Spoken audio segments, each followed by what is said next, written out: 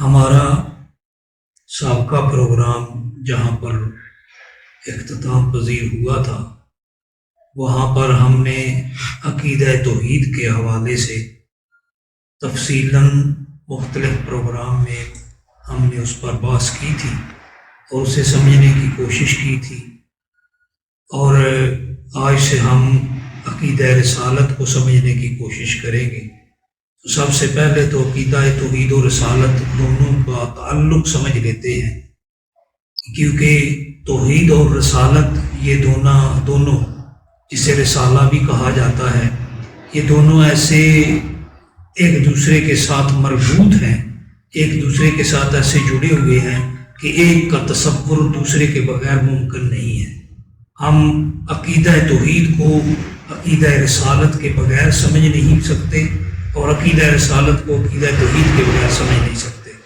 یہی وجہ ہے کہ رب کائنات نے ہمارا جو اہل اسلام کا کلمہ ہے لا الہ الا اللہ محمد الرسول اللہ، اس کے اندر ایسی ترتیب رکھی ہے کہ وہ ترتیب اور ترکیب اگر سمجھنے کی کوشش کی جائے تو ہمیں پتہ چلتا ہے کہ اس کے دو حصے ہیں۔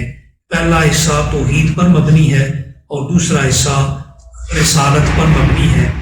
پہلے حصے میں اللہ رب العزت کی وحدانیت، اس کی الوہیت اور اس کے الہیت کا اقرار اور اس کا تذکرہ ہے۔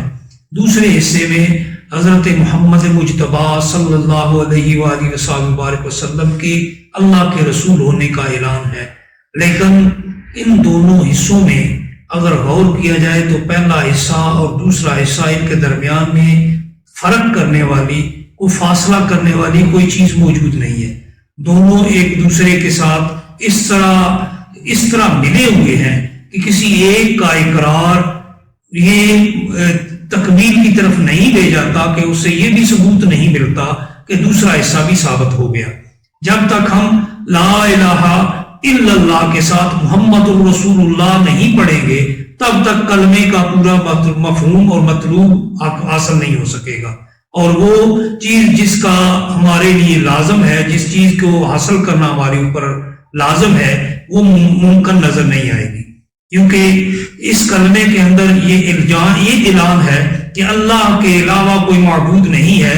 وہیں پر اسی اللہ کی رسالت کے طور پر، اس کی رسالت کے اظہار کے طور پر، اس کے پیغام بار کے طور پر، اس کے رسول کے طور پر حضرت محمد صلی اللہ علیہ وآلہ وسلم کی رسالت کا بھی اعلان ہے۔ اب ہم اگر اس تعلق کو آگے چلاتے چلیں تو یہ ایمان باللہ، ایمان بالرسول تک چلا جائے گا۔ ایمان کیا ہے ہم یہ سمجھ لیں تو ہمیں ساری باتیں سمجھ آ جائیں گی۔ ایمان کا تعلق اگر اس کو تعریف سمجھ لی جائے تو ایمان کا تعلق بھی سمجھ آ جائے گا۔ ایمان کیا ہے؟ ایمان ہے اقرار باللسان و تصدیق بالقلب و عمل بالارکان۔ اسلام کے ایمان یہ ہے کہ زبان سے اقرار کرنا، دل سے تصدیق کرنا اور اپنے اعضاء کے ساتھ، اپنے جسم کے ساتھ، اپنے تمام تر جسمانی ظاہری اعضاء کے ساتھ اس پر عمل بھی بجا لانا۔ تو پتہ چلا ایمان کے تین حصے ہوئے۔ ایک ایمان کا اعتبار ہے قولی، دوسرا ایمان کا اعتبار ہے عملی، تیسرا ایمان کا اعتبار ہے قلبی۔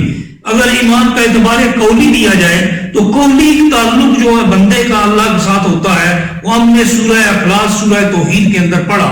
وہ کیا تھا کہ قل هو اللہ احد اللہ الصمد لم یلد ولم یولد ولم یکن له کفوا احد۔ فرما دیجئے کہ وہ اللہ ایک ہے، اس کے وہ کیا ہے، وہ بے نیاز ہے۔